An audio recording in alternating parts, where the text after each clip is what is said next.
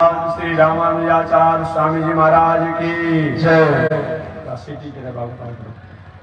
श्री लक्ष्मी नारायण भगवान की। विश्वबंध जगदाचार्य श्रीमद विश्वक्सेनाचार्य अस्मदाचार्य पूज्य गुरुदेव श्री त्रिदंडी स्वामी जी महाराज की। हरि ओम। शांति शांति शांति। श्रीमन नारायण लक्ष्मी नारायण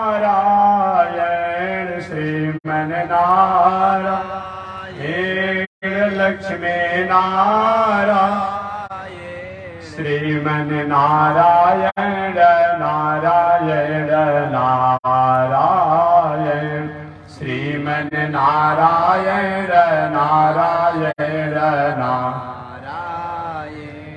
श्रीमन नारायण जगोदारायण श्रीमन नारायण जगोदारायण लक्ष्मी नारायण नारायण नारायण लक्ष्मी नारायण नारायण नारायण। आग लगी आकाश में बरसन लगे अगारो। आग लगी आकाश में बरसन लगे अगार। संत नहीं होते जग में तो जग मरता संसार। संत नहीं होते जग में तो जग मरता संसार। श्रीमन नारायण नारायण नारायण श्रीमन नारायण नारायण नारायण लक्ष्मी नारायण नारायण नारायण लक्ष्मी नारायण नारायण नारायण। तनी देखी रघुनाथ जी हमारी ओरिया। तनी देखी रघुनाथ जी हमारी ओरिया। तनी ताकी रघुनाथ जी हमारी ओरिया। तनी ताकी रघुनाथ जी हमारे बगसर में आके रहुआ तरका के मरनी। बगसर में आके रहुआ तरका के मरनी। गौतम नारी अहिल्या के तरनी। गौतम नारी अहिल्या के तरनी देखी रघुनाथ जी हमारी ओरिया। तनी देखी रघुनाथ जी हमारी ओरिया। तनी ताकी रघुनाथ जी हमारी ओरिया।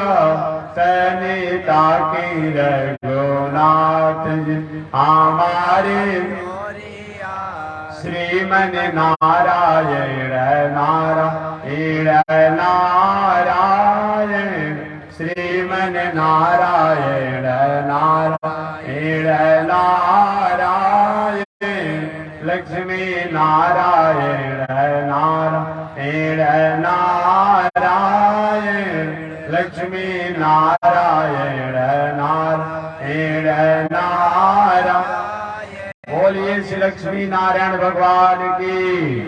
भास्कर भगवान रामानुजाचार्य स्वामी महाराज की। विश्वबंध जगदाचार्य श्री त्रिदंडी स्वामी महाराज की। श्री गोदा रघुनाथ भगवान की पावन धाम की।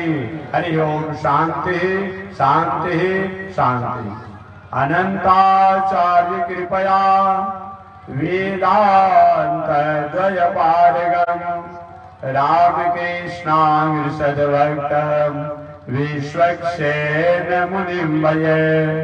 काषायम यज्ञ सूत्रम शुचिवपुषि तथा चौद्रपुण्ड्रं च बाले यस्यास्ते दक्षहस्ते कलिकुमतिगिरीन्द्रेन्द्र वज्रं त्रिदण्डं संसाराग्नि प्रशान्त्यै वृतजलममलं दारुपात्रं पवित्रम् श्री विश्वक्सेन सूरः पदकमलयुगा श्रेयसे संश्रयामि लक्ष्मीनाथ समारंभा नाथयामुनिमध्यमा अस्मदाचार्य पर्यन्ता वन्दे गुरु परम्परा नारायणाय विद्महे वासुदेवाय धीमहि तन्नो विष्णु प्रचोदयात् महालक्ष्म्यै च विद्महे विष्णुपत्न्यै च धीमहि तन्नो लक्ष्मी प्रचोदयात् तन्नो लक्ष्मी प्रचोदयात्। परमाराध्य श्री लक्ष्मी नारायण भगवान प्रातः स्मरणीय पूज्य आचार्य श्री के जीवन चरणों में कोटिशः नमन। भगवत भागवत आचार्य कैंकर्य पारायण महानुभाव तमिलनाडु से चलकर आए हुए अनंत श्री विभूषि जगत गुरु रामानुजाचार्य स्वामी संपत कुमार जी स्वामी महाराज द्वारा आपने कथा श्रवण किया। ठीक उनसे पहले बक्सर की पावन भूमि से चलकर आए हुए श्री रवि स्वामी जी महाराज समाधि स्थल मंदिर पीठाधीश्वर जगत गुरु रामानुजाचार्य श्री अयोध्यानाथ जी महाराज द्वारा आपने कथा श्रवण किया। उनसे पहले काशी की पावन भूमि से चलकर आए हुए जगत गुरु रामानुजाचार्य स्वामी मुक्तिनाथ जी महाराज द्वारा आपने कथा को श्रवण किया होगा। उनसे पहले श्री गोपाल कृष्ण जी महाराज कथा श्रवण किया होगा। उनसे पहले सिद्धराचार्य ब्रह्मचारी जी की कथा सुनाए होंगे। चलिए मैं भी पावन कथा को इन पावन भूमि पर निवेदन कर रहा हूं। मैंने प्रथम दिन निवेदन किया था मानव जीवन में हमें शास्त्र संत की आवश्यकता है। जब जब भी हमने शास्त्र को संत को संस्कृति को त्याग किया जीवन में सब कुछ रहा लेकिन जीवन में शांति नहीं। अतः जीवन में शांति के लिए में शास्त्र संत और संस्कृति की आवश्यकता है। रावण के पास बहुत कुछ था, सब कुछ था, परंतु शास्त्र भी था ये भी नहीं कहा जा सकता है। लेकिन शास्त्र को जीवन में अपनाने की कोशिश नहीं किया। शास्त्र को पढ़ा था, शास्त्र को सुना भी था, एक उत्तम कुल पुलस्त के नाते, परंतु जीवन में अपनाया नहीं। आप किसी दवा के गुण को जान लीजिए। आपको सर्दी खांसी बुखार हुआ हो और दवा का सेवन नहीं करेंगे तो दवा फायदा करेगी? रावण के साथ यही हुआ। उत्तम कुल पुलस्त के नाते था, विद्वान भी बहुत बड़ा था, लेकिन शास्त्रों को जीवन में अपनाया नहीं, जीवन के आचरण में उतारा नहीं, जिसका परिणाम क्या हुआ कि सब कुछ होने पर भी हाथ कुछ नहीं लगा। अतः जीवन की अंतिम मुकाम तक हम बने रहे, इसके लिए हमें संत की आवश्यकता है, शास्त्र की आवश्यकता है और संस्कृति की आवश्यकता है। संत शास्त्र संस्कृति के लिए हमें सत्संग की आवश्यकता है। इन तीनों को अगर कोई जोड़ने वाला है, संत से, शास्त्र से, संस्कृति से, वह सत्संग ही जोड़ पाता है और कोई जोड़ नहीं पाता है। इसलिए सत्संग तो होना ही चाहिए।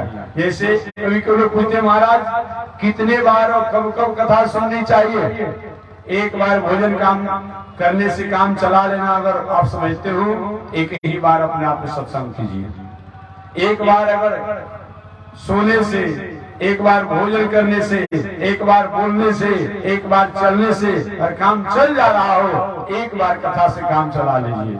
लेकिन भोजन रोज करेंगे, बोलेंगे रोज, सोएंगे रोज, चलेंगे रोज, और कथा एक बार क्या होनी चाहिए? एक कोई जरूरी नहीं है। एक व्यक्ति ने हमसे पूछा था कुछ दिन पहले, मैं था उस समय बंगाल में था, हावड़ा विशाली घाट गंगा के पावन तट पर था। एक महोदय जी ने हमसे पूछा कि महात्मा जी आप इतना घूम घूम कर श्रम करते हैं, मेहनत करते हैं, कथा प्रवचन सुनाते रहते हैं, जग करते रहते हैं, सम्मेलन कराते रहते हैं, लेकिन समाज का जैसा सूरत बदलना चाहिए वैसा सूरत नहीं बदल पाता है। तो हम थोड़ी सी कुछ समय के लिए सूरत की बात को, ये हमारा औद्योगिक क्षेत्र भी हमारे देश में है, उसकी बात करते हैं क्या?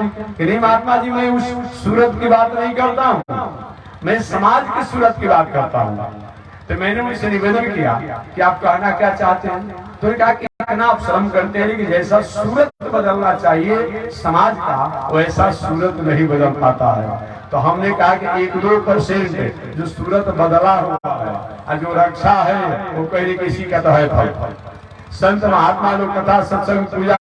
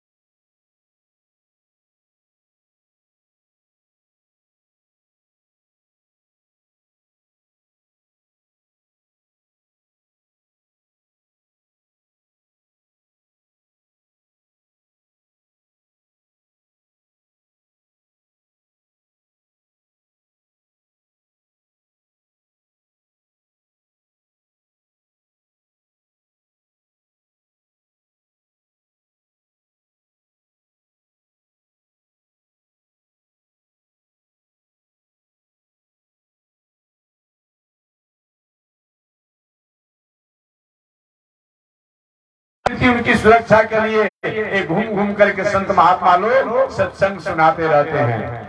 दूसरी बात, आज की अभी कोई आवश्यकता नहीं है, आवश्यकता नहीं है, और आप बैंक में या ऐसे अपने पास संपत्ति को संग्रह करते जा रहे हैं, संग्रह करते जा रहे हैं।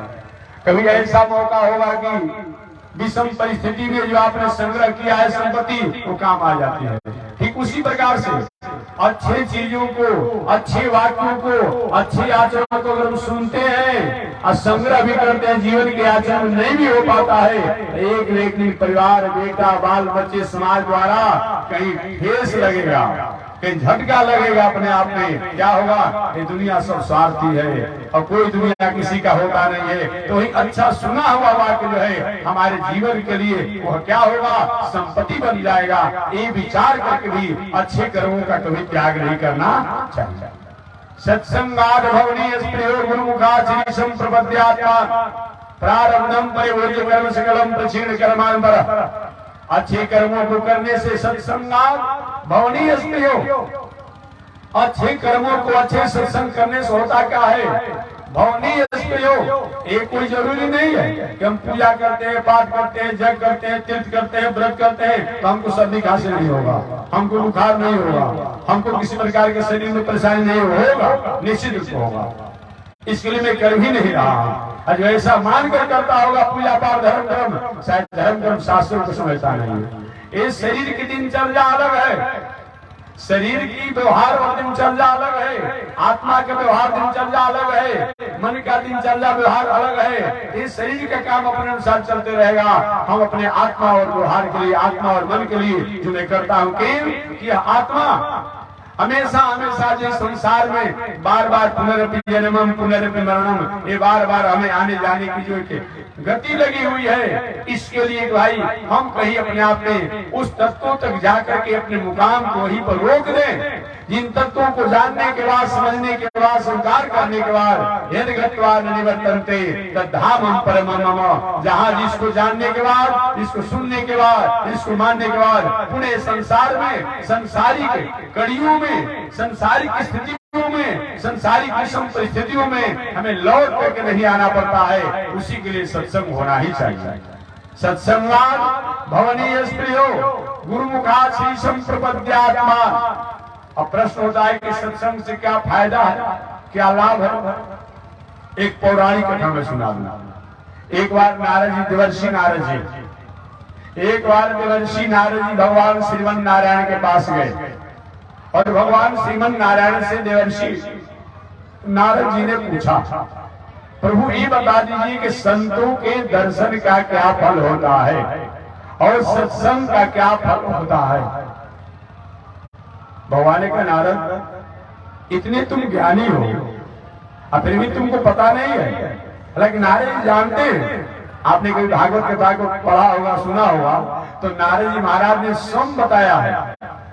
नारद जी ने अपने वाणी द्वारा स्वयं महर्षि वेद व्यास जी को बताया है संत और सत्संग की महिमा को, लेकिन भगवान से कुछ और अधिक जानने के लिए भगवान से प्रश्न करते हैं।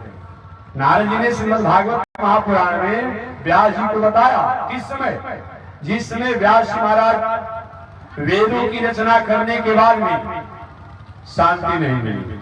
वेद का मतलब क्या होता है? वेद कहते किसे हैं? वेद विद ज्ञान धातु से बनता है। जानना, क्या जानना?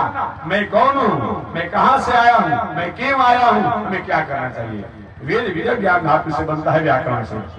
तो जानना, अपने स्वरूप के बारे में जानना, प्रकृति के बारे में जानना, प्राणियों के बारे में जानना, ईश्वर के बारे में जानना, माया के बारे में जानना, यही वेद है। हम हैं तो कौन है, किसके द्वारा आए हैं, हमें क्या करना चाहिए, हमारे उन तत्वों तक पहुंचने में कौन बाधा पहुंचाता है, कौन ऐसा तत्व जो वहां तक पहुंचाने का कार्य करता है, इत्यादि को जानना ये वेद है। तो बताया गया कि महर्षि वेद व्यास महाराज वेदों की रचना करने के बाद भी उनको शांति नहीं मिली, शांति नहीं मिली व्यास जी को। बाद में चल के उन्होंने उपनिषद की रचना किया। उपनिषद का मतलब क्या होता है? उप माने पास में, नी माने निश्चित रूप में, और सद माने पहुंचाने वाला। जिन शास्त्रों को जानने के बाद निश्चित रूप में उस तत्व तक पहुंचने के अधिकारी हो जाते हैं, उसी का नाम क्या है? उपनिषद। उपनिषद की रचना व्यास जी महाराज ने किया, फिर भी शांति नहीं मिली। वेद और उपनिषद का सम्मिश्रण करके व्यास जी महाराज ने महाभारत इतिहास की रचना किया, फिर भी मन में शांति नहीं मिली। अपने पिता द्वारा विष्णु पुराण की जो रचना की गई थी, उनको लेखनी के रूप में लिखते हुए और 16 पुराणों यानी विष्णु पुराण सहित 17 पुराणों की रचना की, फिर भी व्यास जी महाराज को शांति नहीं मिली। एक दिन व्यास जी महाराज तो थोड़ी सी डिप्रेशन में हो गए। आज डिप्रेशन क्या होता है? Depression, attention, tension. एक समझी टेंशन की अर्थ बता रहे। टेंशन 3 माने 10 होता है, असन माने सूरज होता है। एक सूरज के ताप पे जेठ के चिल्लाती धूप में लगती है, खोपड़ा पर कैसा खोपड़ा हो जाता है जी। और 10 सूरज का ताप जहां लगेगा क्या होगा? टेंशन। किसी वस्तु, मुद्दा, व्यवस्था, व्यवहार पर हम थिंकिंग करते चले जा रहे हैं, थिंकिंग करते चले जा रहे हैं, सोचते चले जा रहे हैं, विचार करते जा रहे हैं। उसका कहीं न कहीं कोई निचोड़ नहीं होता है कि सब अभिव्यक्त भी नहीं कर पाते, केवल सोचते हैं। इसलिए कुछ बातों को सोचिए तो कुछ बोलना भी चाहिए। बहुत चुप रहने से भी ये नहीं मैं कह रहा कि बोलते ही रहिए अपने आप में, लेकिन ऐसे रहने से भी हमारे दिल दिमाग में बात बैठ जाती है, वही हमारे टेंशन डिप्रेशन का कारण बनता है। इच्छा है कि बेटा हमारा आज्ञा मानता, पत्नी हमारी मर्यादा को मानती, परिवार के लोग हमारी मर्यादा को स्वीकार करते, अब वो नहीं हो पाता है, अब उसी पर हम विचार करते क्यों नहीं हुआ, अब इसी में टेंशन हो जाएगा, डिप्रेशन हो जाएगा, अटेंशन हो जाएगा। किसी चीज की हमारी लक्ष्य है, उम्मीद है, चाह है, वो अगर नहीं पूर्ति होती है तो ये हमारे जीवन की अशांति का कारण बन जाती है। महर्षि वेद व्यास जी ने वेदों की रचना तो इसलिए किया था कि वेदों को पढ़कर के लोग ज्ञानी हो जाएंगे, अपने प्रशस्त मार्गों के अधिकारी हो जाएंगे। उपनिषद की इसलिए व्यास जी महाराज ने रचना किया, उपनिषद के माध्यम से उन परमात्मा तक पहुंचने के सहज अपने आप मार्ग अपना लेंगे।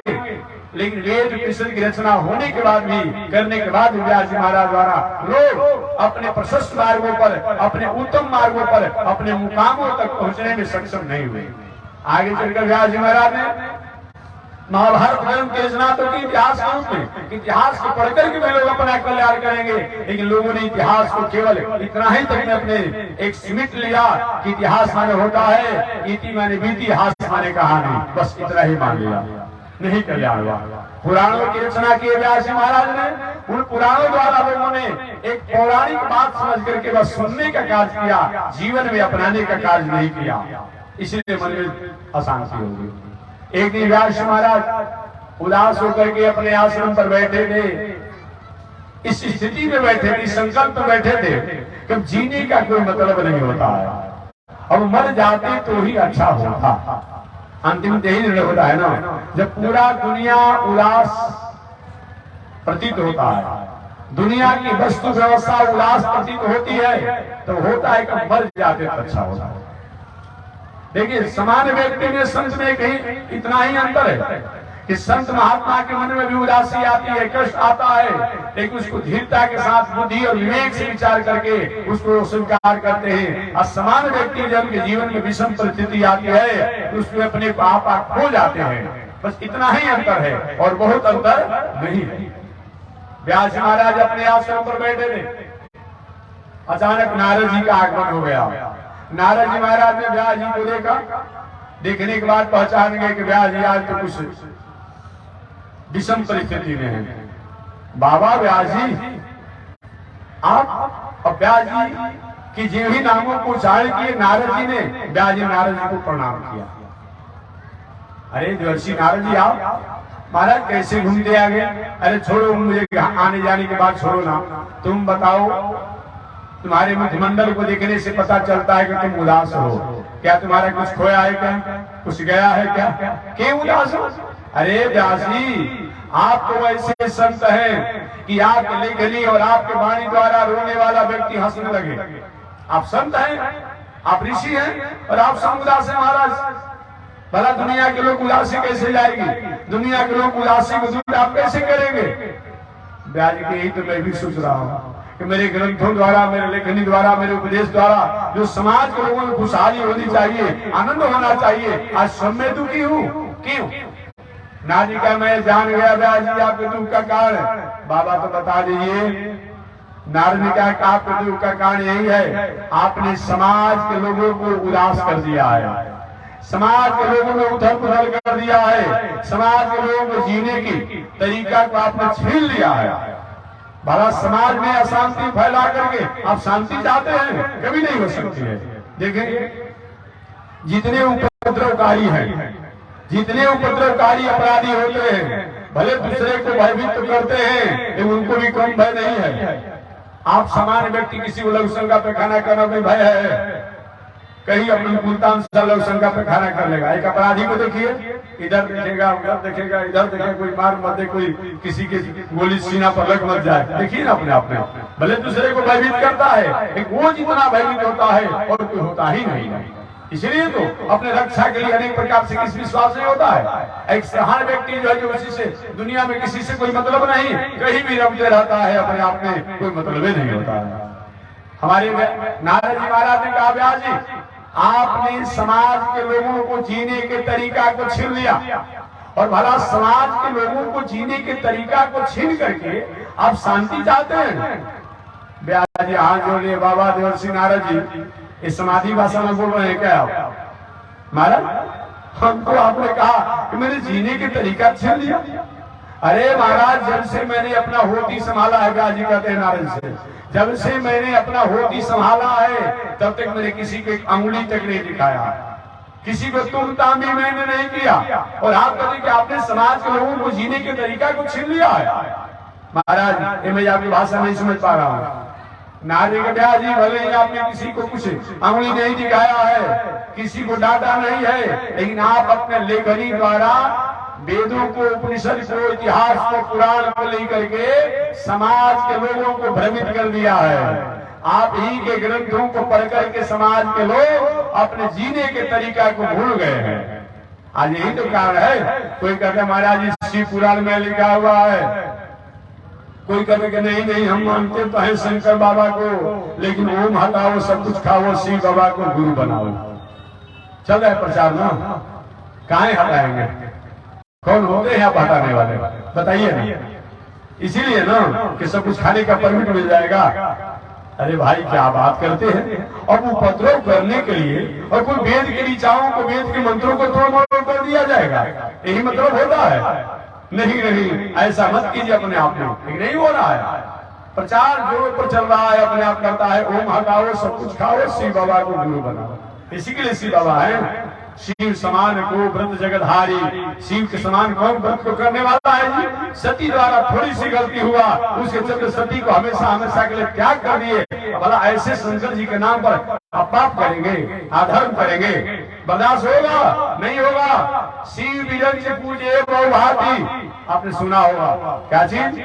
लंकेश रावण इसी पंथ विचार के अपना प्रचार में लग गया था। हम शंकर बाबा के भगत तो हैं, हम ब्रह्मा जी के भगत तो हैं, क्या किया? जिसे कैसे आजकल करते हैं, ओम हटा देने के बाद कुछ भी खाने पर कोई हर्ज नहीं है। आज ढूंढ के ढूंढ लाइन में लगाया है लोग कि चलो खाली ओम हटाना है और कुछ थोड़े करना है, नमः शिवाय का जप करें। कहाँ है भाई? हटाएंगे हमको बता दीजिए। एक झोपड़ी बनाया है यहाँ के आयोजन करताओं द्वारा, आयोजक करताओं द्वारा, और दूसरा कोई अपने आप दूसरे गांव के अपने वाले बिना आयोजन हुआ हटाने में। अब हटाने वाले होते कौन है? हटाने वाले कौन होते हैं? ऋषियों ने, क्योंकि ओम जो है प्रणव है, ओम जो है मंत्रों का प्राण है। अब ओम को हटा दिया जाएगा, फिर मंत्र क्या क्या मतलब होता है? अपने आप ट्यूबलाइट बना हुआ है, ये माइक है, अब माइक का करंट को हटा दिया जाएगा, माइक आवाज ठीक आप तक पहुंचाएगी क्या? माइक का महत्व आ जाएगा। लाइट अपने आप ट्यूबलाइट बना हो, वेपर बना हो, और वहां से करंट हटा दिया जाए, जनरेटर बंद कर दिया जाए, लाइन का कनेक्शन को हटा दिया जाए और ट्यूबलाइट जलेगी, प्रकाश होगा। तो ओम जो है ऐसा नहीं है जैसा आपने मान लिया है। ओम जो है मंत्रों का प्राण है, ओम जो है मंत्रों का प्राण है। उस प्राणी को हटा देंगे फिर क्या बचेगा? शब्द हो जाएगा। वो मंत्र नहीं रह जाएगा, वो शब्द हो जाएगा, वो वाक्य हो जाएगा, बोलचाल की भाषा हो जाएगी। इसलिए आप हटाने का अधिकार नहीं है। और शंकर जी की बात जहाँ करेंगे तो शंकर जी इतने बड़े अपने आप में मर्यादा को पालन करने वाले हैं कि सती उनकी पत्नी थी, भगवान श्री राम की पत्नी के रूप में, सीता के रूप में बन करके परीक्षा लेना चाहा, हमेशा हमेशा के लिए सती को इन्होंने त्याग दिया। कौन कथा नहीं जानते हैं? कौन कथा नहीं जानते हैं? ऐसे वाला शंकर जी वेद की मर्यादा को उल्लंघन करने वाले का कभी सफल करेंगे, कभी मंगल करेंगे, सहायता करेंगे? कभी नहीं हो सकती है। दूसरे उदाहरण के रूप में शिव बिरंज से पूजे बहुभांति, वो रावण जो ब्रह्मा शंकर जी को बहुत पूजा किया, आपको पुष्प फल इत्यादि द्वारा पूजा करते हैं। और रावण जो क्या किया? कभी अपने गर्दन को काट करके, कभी सिर को काट करके, भुजाओं को काट कर कभी पूजन करता था। लेकिन वहीं शंकर जी हनुमान बन गए, अब ब्रह्मा जी जमवान बन गए, अब बन करके पूरे रावण के क्या किया? इतिहास गवाह है। इसलिए जो शास्त्र विधि मुसृज्य वर्तते कामकारक न सिद्धि न वाप्नोति न सुखम न परामति। जो शास्त्र की विधि को त्याग करके कितना भी बड़ा कार्य कर ले, उसके जीवन में कभी शांति नहीं मिलती है, सुख नहीं होता है, और आनंद की तो कोई बात ही नहीं, और परागति तो स्वप्न में भी नहीं हो सकती है। इसलिए शास्त्र की विधि के कभी भी उल्लंघन करके कोई कार्य करने की इच्छा नहीं होनी चाहिए। तो मैं निवेदन करना चाह रहा था कि हमारे नारद जी महाराज ने कहा, व्यास जी आपने वेदों की रचना किया, उन वेदों की रचना में आपने थोड़ी सी कृपणता कर दिया।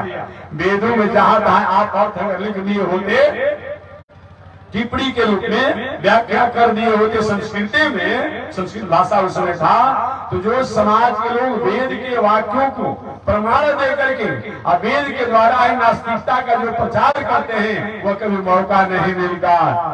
आज समाज इसी ने वेद का प्रमाण देता है कि वेद भी अपने आप में लिखा है कि मूर्ति की पूजा नहीं करनी चाहिए। आज उसी को लेकर कितना नास्तिक मूर्ति पूजा के विरोधी हो गए। ये व्यास जी की देन है। व्यास जी महाराज ने अपने आप को प्रमाण कर देता है लोग और समाजी लोग कि वेद में लिखा हुआ है कि मूर्ति पूजा नहीं करनी चाहिए। यही कहता है लोग कि वेद में लिखा हुआ है कि मूर्ति की पूजा नहीं करनी चाहिए। आज भी धार्मिक बंधन करना अधर्म का प्रचार करता है। कोई कह दे कि हम भाई पाप का प्रचार करने आए हैं, तो उसका अनुयायी बनेगा? नहीं बनेगा। लेकिन वो भी धर्म के धार्मिक बनकर के ही अधर्म का भले प्रचार करता है, लेकिन धार्मिक अनुयायी और धार्मिक चोला पहन करके ही वो अपना अधर्म का प्रचार करता है। तो क्या हुआ? वही अपने आप में आज समाजियों ने क्या किया कि वेद के वाक्यों को लेकर के और वेद के वाक्यों को तोड़ मरोड़ करके अर्थ करके और क्या किया है, क्या कि वेद में लिखा हुआ है कि मूर्ति पूजा नहीं करनी चाहिए। आज यही कारण है कि जो एक मानव कहलाने वाला, एक मानव जो अपने कहलाता है, एक सनातन परंपरा कहलाने वाला है, एक वैदिक परंपरा कहलाने वाला व्यक्ति भी कहता है कि वेद में लिखा हुआ है, ये मूर्ति को नहीं मानता। कहता है लोग ये कहीं न कहीं व्यास जी महाराज लेखनी में थोड़ी सी उन्होंने कृपणता कर दिया, उदासी कर दिया, कंजूसी कर दिया। अगर व्यास जी महाराज उस वेदों के भावों को लिख दिए होते संस्कृत में टिप्पणी के रूप में, व्याख्या के रूप में, तो शायद काश ऐसा आज नौबत नहीं आता। एक उदाहरण देकर आगे मैं बढ़ जाऊंगा। ऐसा लोग कहते हैं आज समाजी लोग कि वेद में लिखा हुआ है न तस्य प्रतिमा अस्ति, यही प्रमाण देता है लोग, न तस्य प्रतिमा अस्ति। और क्या करता है लोग, न माने नहीं, तस्य माने उनकी, प्रतिमा अस्ति उनकी प्रतिमा नहीं है। किसकी? जस नाम महत् जस, जिसका नाम महान है, जिनका गुण महान है, जिनका लीला महान है। और ऐसा होगा कोई कहे कि तिडल्ली स्वामी के चेला जीवन स्वामी है, उनका कोई आकार नहीं है, कोई रूप नहीं है। अरे चेला शब्द का अर्थ ही होगा भाई कि कहीं न कोई आकार होगा, आकार होगा अपने आप में। जब नाम है तो रूप होइबे करेगा, बिना रूप का नाम नहीं होता है, याद रखिएगा। व्यवहारिक रूप में, व्यवहारिक रूप में जानिए, पहले रूप हो जाता है और तब 5 दिन 10 दिन 11 दिन 12 दिन के बाद नामकरण संस्कार होता है। पहले अपने आप में रूप हो जाता है, चाहे मन में ही क्यों न रूप हो, मन में ही काल्पनिक रूप क्यों न हो, चाहे, लेकिन रूप होना पड़ेगा, रूप होना पड़ेगा तब नाम होगा। एकादशी द्वादशी अहन पिता नाम कुरुजात, माता पिता अपने बालक को, शास्त्र का नियम है कि लड़का के जन्म लेने के बाद 11वां या 12वां दिन लड़का का नामकरण संस्कार कर देना चाहिए। ये शास्त्र का नियम है, ये जान लीजिए। घर में बच्चा जन्म ले, लड़का लड़की जन्म ले, या तो बालक हो या तो बालिका हो, अगर जन्म ले तो जन्म लेने के बाद 11वां दिन या 12वां दिन, अच्छा तो है कि 11वां दिन एकादशी द्वादशी दोनों बताया गया है, या तो 11वां दिन या तो 12वां दिन लड़का का नामकरण या लड़की का नामकरण संस्कार हो जाना चाहिए। और कुछ लोग हैं लड़का हो गया 5 वर्ष के और नाम रखा है चिरकुट, लोग हुरहु नाम रखा है, हुरहु या चिरकुट नाम रखा जाता है जी। अब बताइए ना, इस ऐसा नाम मत रखिए, हुरहु या चिरकुट कटवारू गुरु, ये क्या नाम रखते हैं भाई अपने आप में? नहीं नहीं, भगवान नाम पूर्वक भगवान संबंधी अपने पुत्रों का नाम रखिए। रूपेश, रंगेश, मिथिलेश, गोकुलेश इत्यादि, मिथिलेश, ऐसा नाम रखिए भगवान संबंधी। ऐसे माला जपने का अभ्यास नहीं है, माला जपने का मौका नहीं मिलता है, बेटा है, नाती है, पर नाती है, कम से कम भगवान का नाम रख देंगे तो दिन भर में 24 घंटा में 100 बार नाम लेंगे, एक माला तो जप हो गया ना, एक माला तो जप हो गया ना। ये विचार करते हुए अपने नाती पोता बेटा इत्यादि का नाम भगवान संबंधी रखना चाहिए। और कन्याओं का नाम जो है लक्ष्मी संबंधी रखना चाहिए, स्मृति, मेधा, कीर्ति, श्री इत्यादि। अब लड़की का नाम, कन्या का नाम गुड़िया रखते हैं, गुड़िया पुड़िया नाम रखने की चीज है। अब बताइए ना, कभी कभी मैं निवेदन करते रहता हूँ, अब बेचारी गुड़िया ठीक है, बचपन में आपने नाम रख दिया कहीं कौतूहल बस, अब गुड़िया बेचारी की विवाह हो गया, अब विवाह होने के बाद अपने पति के यहाँ चली गई, वो गुड़िया बेचारी बुढ़िया हो गई। अब बुढ़िया हो गई, हंसी मत, प्रैक्टिकल सुनिए अपने आप में, हंसने की बात नहीं, मैं प्रैक्टिकल बात नहीं कर रहा हूँ। अब बेचारी गुड़िया पे नाम रखा है, नाम तो अच्छा आपने रखा नहीं, अब बेचारी वो गुड़िया हो गई। अब उसके नाती कहे गए गुड़िया इधर आओ, कैसा उसको लगेगा बताइए, कैसा लगेगा? नहीं नहीं, इसलिए कन्याओं का नाम जो होना चाहिए लक्ष्मी संबंधी होना चाहिए, स्मृति, मेधा, कीर्ति, श्री इत्यादि नाम रखिए अपने आप में, लक्ष्मी संबंधी, महालक्ष्मी, लक्ष्मी, श्री इत्यादि नाम रखिए, ये बताया गया है। और बालकों का नाम जो है भगवान संबंधी रखना चाहिए। तो मैं निवेदन करना चाह रहा था कि पहले अपने आप में रूप होता है और बाद में नाम होता है। एकादशी द्वादशी अहन पिता नाम कुरुजात, पहले लड़का जन्म ले लेता है, 10 दिन 11 दिन 1 महीना 2 महीने ऐसा हो अपने आप में चाहिए तो 11वें दिन नाम रख देने के लिए या 12वें दिन नाम रख देने के लिए, लेकिन जो भी हो, लेकिन नाम तो बाद में रखा जाता है। पहले तो लड़का का जन्म हो जाता है और यहाँ कहते कि नहीं हम नाम तो मानते हैं लेकिन रूप को नहीं मानते हैं। ये भ्रमित जैसा बात कर रहे हैं कि नहीं कर रहे हैं? भ्रमित जैसा बात आप कर रहे हैं। एक और बात मैं कहूंगा, नामोपासक भ्रम में फंस सकते हैं लेकिन रूपोपासक जो है ये कभी भ्रम में नहीं फंसता है। क्या देखिएगा, क्या चीज? नामोपासक भ्रम में फंस सकता है लेकिन रूपोपासक जो है भ्रम में नहीं फंसेगा। जैसे यहीं पर हजारों आदमी हैं और कम से कम 10 आदमी का राम जी नाम है। किसी ने आवाज लगाया, ए राम जी इधर आइए, अब 10 राम जी खड़ा हो जाएंगे। किसको बुलाया गया? अब भ्रम हो गया कि नहीं? क्योंकि वो रूप नहीं जानता था, केवल नाम जानता था कि राम जी से हमको मिलना है।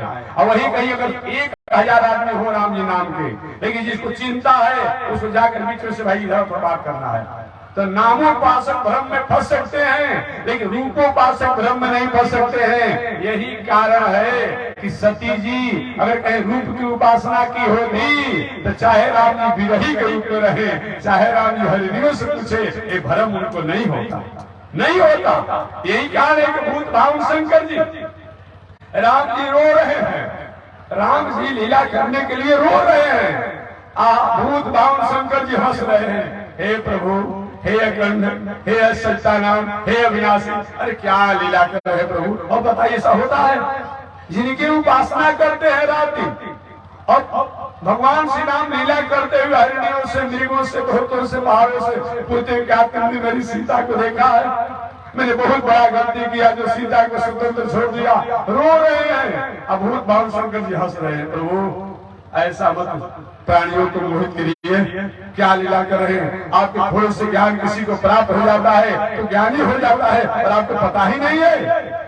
अब वहीं पर सती जी क्या थी? नामोपासक थी। वो जानती थी कि परमात्मा ब्रह्म जो है अपने आप में पूरे दुनिया का नियामक और नियंता है। वही कभी कभी अवतार भी लेता है लेकिन रूप का दर्शन नहीं किया था सती ने, जिसका परिणाम हुआ एक साथ सती जी और शिव जी दोनों हैं। शिव जी भ्रम में नहीं फंसे और सती फंस गई क्योंकि सती नामोपासक थी। अब भूत भावन शंकर जी नाम और रूप दोनों को उपासना करने वाले थे। इसलिए हालांकि हमारे दर्शन शास्त्रों में, भक्ति दर्शन शास्त्रों में, ज्ञान दर्शन शास्त्रों में, उपासना दर्शन शास्त्रों में अपने आप में नाम रूप में अंतर नहीं बताया गया है। नाम रूप दो इस उपाय ये बताया गया है। लेकिन जो मानते हैं उनके लिए हमें कहना पड़ा, हम तो नाम को भी मानते हैं, हम रूप को भी मानते हैं, हम गुण को भी मानते हैं, हम धाम को भी मानते हैं, हम लीला को भी मानते हैं, हम पांचों को उपासना करते हैं। लेकिन कुछ ऐसे लोग हैं कि नाम की उपासना करते हैं। एक बार मैं आ रहा था, देखिए लिखा था धन्य निरंकारी जी। अरे भाई कम से कम समझो, धन्य शब्द का प्रयोग वहां किया जाता है। बात समझिए, धन्य शब्द का प्रयोग वहां किया जाता है जिसकी करनी, जिसका गुण, जिसका कार्य कभी न कभी किसी काल में इस राष्ट्र में हो, दुनिया में हो, जग अपने आप में। तो धन कैसा? इधर निरंकारी भी कहते हैं, धन भी दे रहे हैं, धन्यवाद भी दे रहे हैं। ये क्या मतलब होता है? नहीं नहीं, धन्यवाद का मतलब होता है कहीं न कहीं उसका आकार कहीं न किसी काल में था, आज भी है और पहले भी था। ये बताया गया। जैसे कि आपके पास गाड़ी है, मोटरसाइकिल है, 4 व्हीलर गाड़ी है, कोई कहता हम देखेंगे तो मानेंगे, देखने पर सब कुछ माना जाता है। रास्ता में जा रहे हैं, आपका गाड़ी का चक्का पंचर हो गया, आपने देखा हवा कितना लंबा है, कितना चौड़ा है, कितना मोटा है, अब तो गाड़ी चल ही नहीं रही। गए दुकान पे, कहे भाई जी देखो ना मेरा गाड़ी पंचर हो गया, ठीक कर दो। अरे भले आज हमसे क्या कहते हो, हवा तो तुम्हारे सामने है, हवा भर लो, भर लीजिएगा। काहे? हवा है कि नहीं दुनिया में? दुनिया में हवा है कि नहीं है?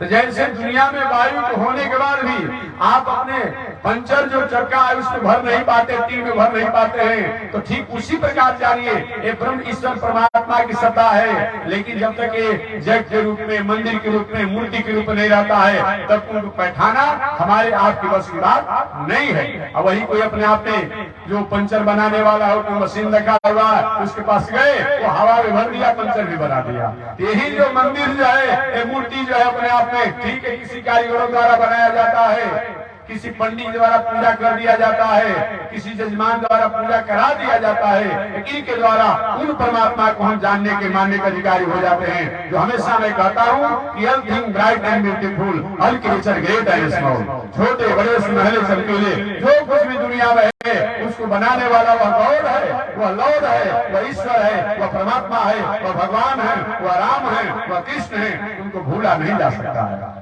भूला नहीं जा सकता है। इसलिए नामोपासक भ्रम में फंस सकते हैं, लेकिन रूपोपासक जो होगा तो कभी भ्रम में नहीं फंसेगा। उदाहरण के रूप में मैंने सती और शंकर जी का उदाहरण मैंने दे दिया। तो मैं निवेदन करना चाह रहा था, प्रसंग तो आगे हमारा बढ़ गया, समय के अंतराल में कथा कहना है, 2-4 शब्दों में वाणी को निवेदन कर दूंगा, विराम दे दूंगा। तो मैं निवेदन करना चाह रहा था, इसलिए कुछ नास्तिकों का यह वाक्य है, लेकिन समझना चाहिए न तस्य प्रतिमा अस्ति, यही उदाहरण देता है वेदों के कि वेद में लिखा हुआ है। इसका अर्थ क्या होगा? आप शब्दों का चयन, शब्दों का सन्निवेश, शब्दों का अन्वय आप नहीं करेंगे, उसका एक स्थिति होता है। जैसे कि एक चंचल स्वभाव का लड़का था, नटखट स्वभाव का, आज मैं लोगों को हैरान कर दूंगा, हैरान कर दूंगा। उसके भाव को लेकर जाओ दुकान पर से सूठ अमीरी से ले आओ। वो गया दुकान पर, अब किसी को बताता नहीं, लिखा पता सूठ अमीरी। वो क्या कहता है, भाई सुनो, 100 दे दो, 8 से दे दो, 100 दे दो, 8 से दे दो। दुकान भी हैरान होगा दुकानदार, तुम ऐसा हमारे किराना दुकान को सामान्य नहीं है भाई, तो 100 लिखा था 100 अमीरी से। तो वो क्या कहता है, 100 दे दो, 8 दे दो। परेशान हो गए। उसी में एक अनुभवी दुकानदार था कि देखो भाई तुम्हारा पुर्जा में क्या लिखा है, तो पुर्जा में लिखा था 100 अमीरी से। कह रहा था 100 दे दो और 8 दे दो। नहीं, परेशान हो गए। ठीक वही हाल है आजकल। कुछ ऐसे लोग हैं जो समाज को भ्रमित करने के लिए क्या करता है, वेद का प्रमाण दे करके अब वेद का खंडन शुरू कर देता है। यहाँ पर न तस्य प्रतिमा अस्ति का उदाहरण देकर के आज समाजी कहता है, किसने लिखा है कि 9 माने नहीं, 10 माने उनकी प्रतिमा नहीं है। लेकिन यहाँ और क्या होगा, न तस्य एक शब्द है, जैसे कि नमस्ते, नमस्ते शब्द है, तो नतस्य माने जिनके सामने सारी दुनिया नतमस्तक हो जाती है। किसी की शक्ति या किसी का तेज अब वहां पर कोई अपने आप में अब अपना काम नहीं करता है। नतस्य उनकी प्रतिमा है, उनकी कैसी प्रतिमा है, जस नाम महत जस, उनकी जिनकी प्रतिमा के कारण ही अपने आप में कभी राम रूप में, कभी कृष्ण रूप में, कभी बावन रूप में, कभी नरसिंह रूप में, कभी नारायण रूप में, कभी वराह रूप में, कभी कच्छप रूप में हो जाते हैं। उनकी प्रतिमा है, इसलिए बताया गया है। इस बातों को गंधर्व ने भी कहा, असित गिरी समन्सात जलम सिंधु पात्रम इत्यादि करके बताया गया है। इसलिए जिसका नाम है उसका रूप होने करेगा, और जिसका रूप है तो कहीं न कहीं भला पूरा गुण भी होगा। अगर भला पूरा गुण होगा उसके पास, तो कहीं उस गुण को दिखाने के लिए कहीं न कहीं उसका स्थान भी होगा। इसलिए अपने आप में हम नाम भी मानते हैं, रूप भी मानते हैं, गुण भी मानते हैं, लीला भी मानते हैं और धाम भी मानते हैं। पांचों की हम उपासना करते हैं। हमारे नारद जी महाराज ने कहा, व्यासी आप ही के वेदों को पढ़ करके और लोग दिग्भ्रमित हो गए। आप ही के वेदों को प्रमाण देकर लोग मूर्ति का खंडन करना शुरू कर दिया, वेदों का खंडन शुरू कर दिया और शास्त्र का खंडन शुरू कर दिया। आपने थोड़ी सी कृपणता किया महाराज, वहां जहां जहां ऐसा वाक्य था उन वाक्यों पर आपको थोड़ी सी टिप्पणी लिख देना चाहता था। आज भाई कुछ लोग कहते हैं कि लिखा है दुर्गा सप्तशती में, देवी भागवत में, कहते हैं विद्वान लोग, जाइए अपने आप में विधाचल में, सुंदर सुंदर, नाराज मत होगा भाई, किसी को नाराज नहीं करना, सुंदर सुंदर टीका किया हुआ है, चुरकी रखा हुआ है, अच्छा अपने आप में बारी भी है। लेकिन क्या करते हैं, अब भगवती के सामने भगवती के बच्चों को, ये मुर्गों को, बकरों को और अनेक प्रकार के जीवों को कत्ल कर देता है। ये कौन सा धर्म है भाई, ये काहे का धर्म है भाई? इस धर्म से क्या होने वाला है? भला भगवती कही जाती है, जगत जननी कही जाती है, और जगत जननी अपने ही बेटे को अपने सामने कटवाएगी, काटने को आदेश देगी। ठीक है, हम पढ़े लिखे आदमी है, अपने आप मनुष्य हैं, लेकिन पशु पंछी भी तो उनके पुत्र हैं। ऐसे पशु पंछी उनके जो पुत्र हैं, उनके सामना वाला भगवती अपने आप में किसकी हत्या करने की बात कहेगी? इसलिए एक कहीं कहीं शास्त्रों का प्रमाण भी तो देते हैं कि हम ऐसे थोड़े करते हैं। अब लिखा है पशु पुष्पार्घ लिखा हुआ, इसी का प्रमाण देता है। क्या शास्त्र लिखा हुआ, देवी भागवत और दुर्गा सप्तशती में लिखा है पशु पुष्पार्घ। तो पशु पुष्पार्घ का मतलब क्या होता है? वहाँ पशु माने पशु अर्थ कर देता है, ठीक नहीं? पशु माने सम्यक प्रकार से, पशु माने वहाँ क्या होगा? सम्यक प्रकार से गंध, धूप, दीप इत्यादि से पूजा करना चाहिए। वहाँ पशु माने पशु अर्थ कर देता है, पशु अर्थ कर देता है और उसी के अनुसार हिंसा करता है। नहीं, इसलिए हमारे नारद जी महाराज ने कहा, व्यास जी आपने कभी कभी शास्त्रों में, वेदों में, पुराणों में, उपनिषद में, थोड़ा लेखनी में आपने कृपणता कर लिया। जहाँ जहाँ वैसे शब्द थे उन शब्दों पर आपको थोड़ा सा टिप्पणी लिख देना चाहता था, उसकी परिव्याख्या लिख देना चाहता संस्कृत में, ताकि लोग समझकर गलत अर्थ मत करते। लेकिन आपके द्वारा ऐसा हो गया। व्यास जी महाराज रोने लगे, प्रभु मेरा उद्देश्य नहीं था, मेरा लक्ष्य नहीं था कि मेरे ही ग्रंथों को पढ़कर लोग समाज के प्रति भ्रमित हो जाएंगे। ऐसा तो हो गया, अब हम क्या करें? तो हमारे नारद जी महाराज ने कहा इसके लिए तो प्रायश्चित करना पड़ेगा।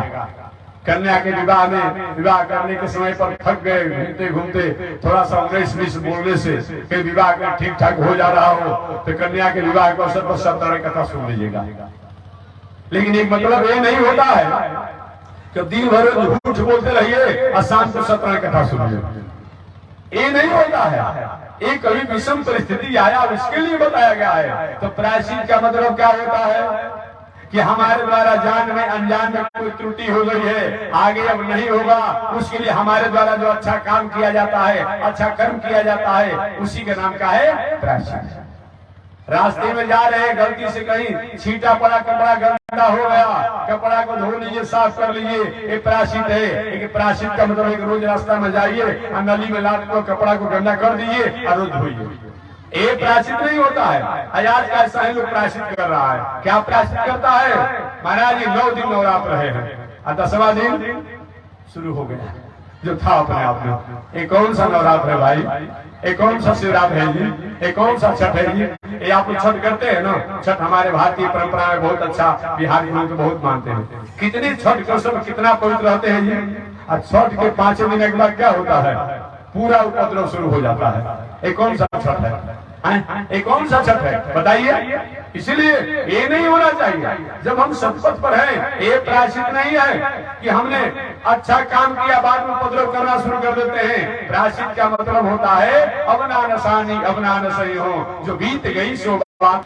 आपने ग्रंथों के दो त्रुटि किया है, ग्रंथों में आपने समाज के लोगों को जीने के तरीका को छीन लिया है। अतः आप एक ऐसे ग्रंथों की रचना करें जो समाज के लोग कहीं भटकाव पर हो, वो भटकाव दूर हो जाए। जब तक ऐसा नहीं कर पाएंगे तब तक आपको शांति नहीं मिलेगी। पहले तो व्यास महाराज ने अपने को असमर्थता जताई, मेरे बस की बात नहीं है, शरीर में झुर्रियां पड़ गई, आंख से दिखाई कम पड़ रहा है, कान से सुनाई कम पड़ रहा है, मैं कुछ नहीं कर पाऊंगा। लेकिन नारद जी महाराज ने वही अपने 3 जन्म की कथा सुनाई, जिसमें नारद जी ने सब अपने बात बताया कि संतों के दर्शन का क्या फल होता है। यही प्रसंग में बताना था। नारद जी महाराज ने कहा इसलिए पुरुषार्थी व्यक्ति जो होता है, विवेकी पुरुषार्थी व्यक्ति जो होता है, वो कभी भी जीवन के अंतिम क्षण में अपने कर्मों का त्याग नहीं करता है। एक आलसियों का काम है कि दैव दैव आलसी पुकारा, हमारे भाग में होगा जो होगा।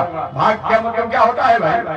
भाग किसे कहा जाता है? हमारा कर्म जो पहले किए हैं अभी भाग बना हुआ है, कर्म करेंगे वो भाग बनेगा।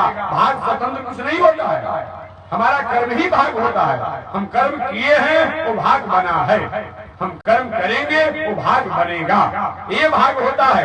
भाग की स्वतंत्र कोई सत्ता नहीं होती है, वही अपने आप बताया गया है। तो मैं निवेदन करना चाह रहा था कि हमारे नारद जी महाराज ने कहा जी आज संत और सत्संग के दर्शन का इतना बड़ा फल रहा, संत और सत्संग का, कि आज ये अपने पुरुषार्थ के मुताबिक व्यास जी मैं आज पुरुषार्थ का फल है कि मैं पूर्व जन्म में मैं गंधर्व का बेटा था। नाम जी कहते हैं व्यास जी से, पूर्व जन्म में मैं गंधर्व का बेटा था।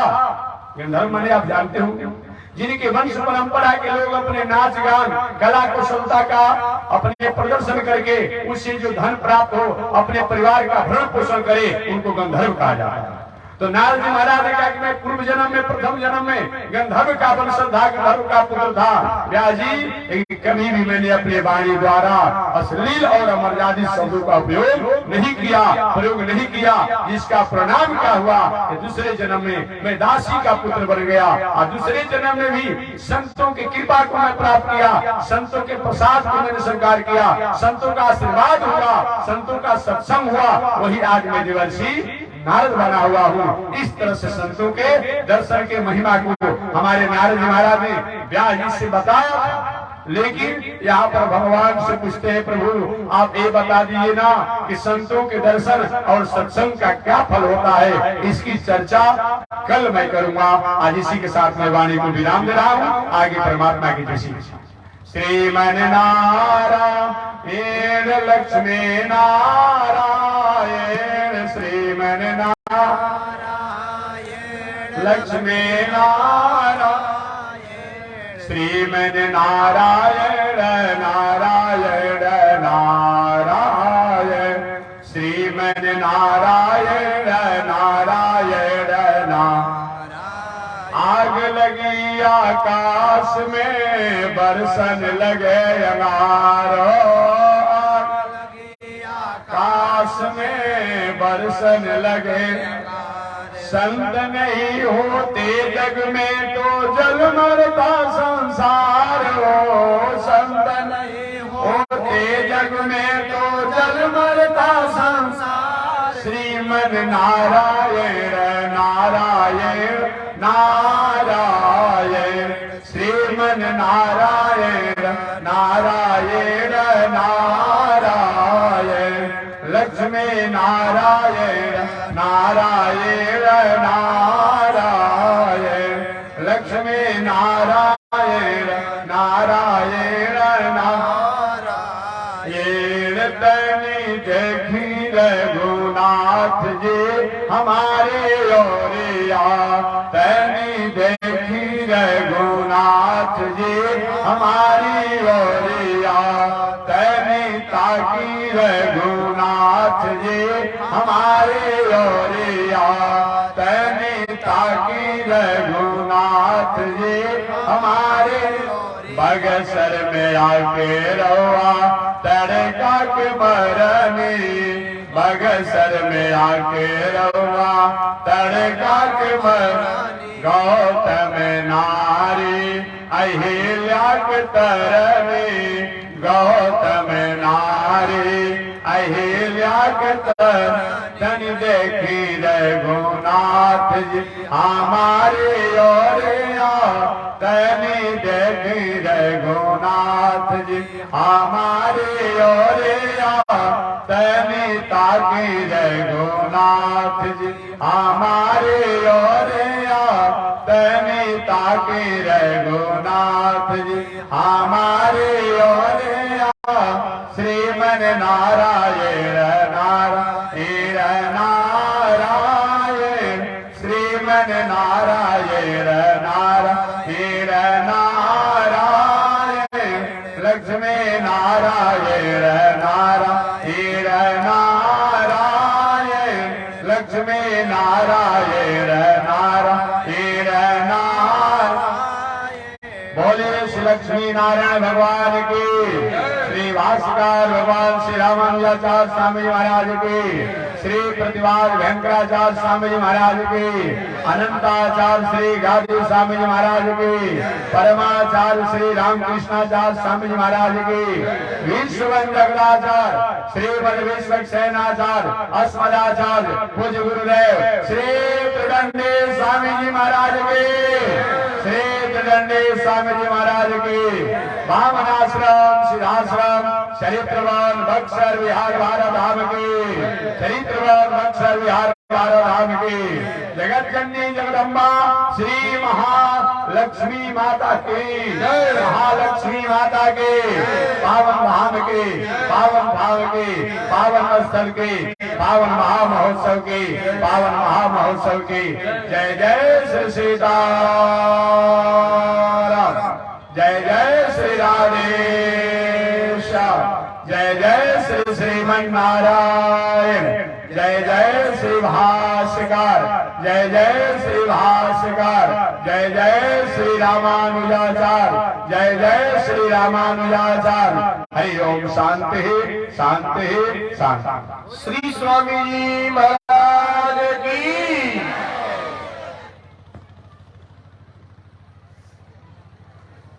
ओम चंद्रमा मनसो जात चक्षो सूर्यो अजायत श्रोत्राद्वायुषप्राण समुखादनिरजायत श्रीश्रुते लक्ष्मी सवतन्या वहोरात्रे पार्श्वे नक्षत्राणि रूपमस्मि नव्यात्तम् ईश्वरिघाणामो मयि घाण सर्वलोकं मयि घाण काषायं यज्ञसूत्र शुचिवपुषि तथा चौर्धपुण्ड्रं च बाले यशास्ते दक्षास्ते कलिकुमति गिरीन्द्रेन्द्र भद्रं त्रिदण्डं संसाराग्नि प्रशान्ते मृतजलममलं दारुपात्रं पवित्रं श्रीविश्वक्सेन सूरे पदकमलयुगं श्रेयसे संश्रयामि अमर्यादसूत्रं चलमतिरसोया प्रसवो कृतघ्नो दुरमानि स्मर पदवसो